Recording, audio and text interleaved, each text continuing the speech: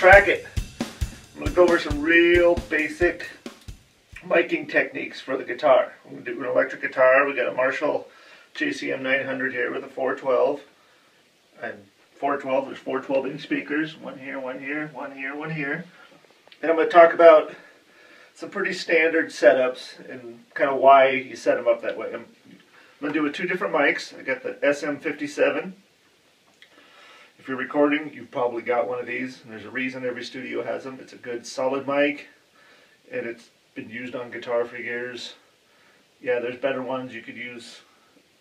You know, ribbon mics. There's some good ribbon mics, work great on guitar. A lot of different, but I'm going to go use 2 of the standards. You got the SM57 and the Sennheiser 421. This is a really good mic. It's a little more expensive than the 57, but it'll handle really loud volumes. It's really good. It's pretty versatile. It's good for toms. You can use it on drums a lot. It's good on guitar. It's even good on some vocals. But we're doing guitar today. So basically what I like to do, using a low stand, I've got a slant cab here. You can see it's slanted, and I don't like miking on the slant because to get direct, you got to kind of monkey the stand around to get it even. So I like to mic the bottom speaker. And one thing, let's see, with this cabinet, these 2 speakers, all 4 speakers, they've been around a long time. They haven't been changed in a while, so they each have a little bit different tone. I try every speaker every session, just so I can get the tone that I want. So the way I'll usually start out with the 57, usually start at the center of the cone, and I like to move it over a little to the right or the left. I'm probably going to move over to the right because I'm using 2 mics. I just like to spread them out a little bit. And I usually start a little bit further than most. Some people like it right up on there, but I like it to be a little bit of a distance. Usually when you do a bass guitar or bass amp, you can have a little further because of the waveform's a lot bigger and it takes longer for it to do its curve. So if you have it back a little further, you get a better bass sound. Guitar, you can put them in really close, but I like it about here. I tend to have the 421 a little closer. The 57 is a little brighter, and the 421 picks up a little more low end. It's got a little bit larger capsule, that's why. So this is where I'll start. Then I'll listen to the guitar play through, I'll listen through the monitors, and inevitably I'll come in and I'll move it like that. Move it like this. And I'll take my time. If it takes me an hour, it takes me an hour and a half to figure out the right sound, that's what I'm going to do.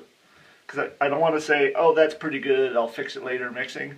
It's going to take you twice as long to fix it mixing than it is get it right when you track. The key is, if you're recording somebody else, have them stand in front of it and make it sound the way they want it to sound. And then you get your mic on there and you're going to have to move the mic around to get it to sound the way that person wants it. Because what the amp sounds like right here isn't what it's going to sound like when it's mic'd right there. But if you have it back too far, you're going to start getting too much room noise. You want to get in a nice close mic job.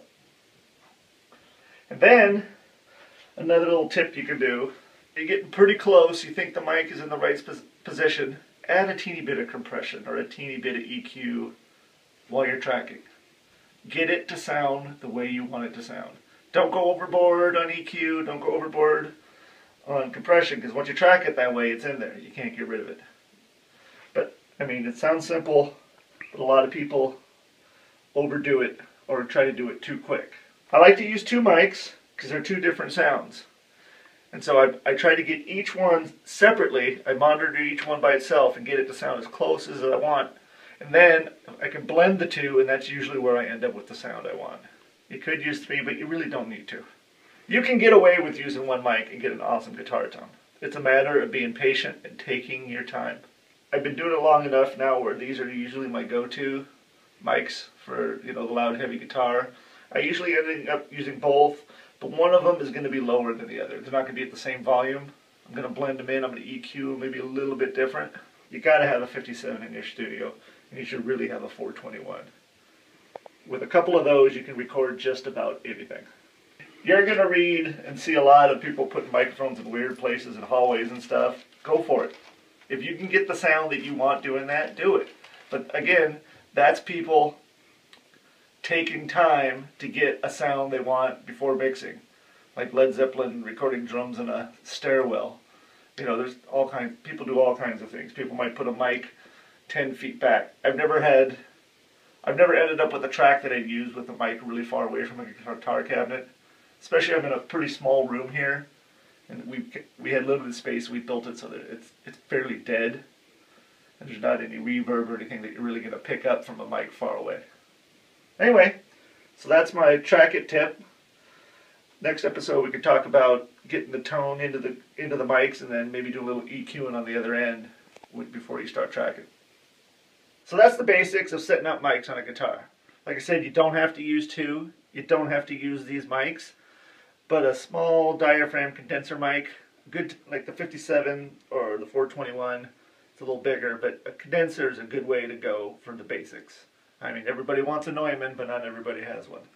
So, next episode, we'll show it from the board and what I did with these signals that I got, because I got them as close as I possibly could get them to what I wanted to sound like, and I just did a little tweak, and we'll show you that in the next episode.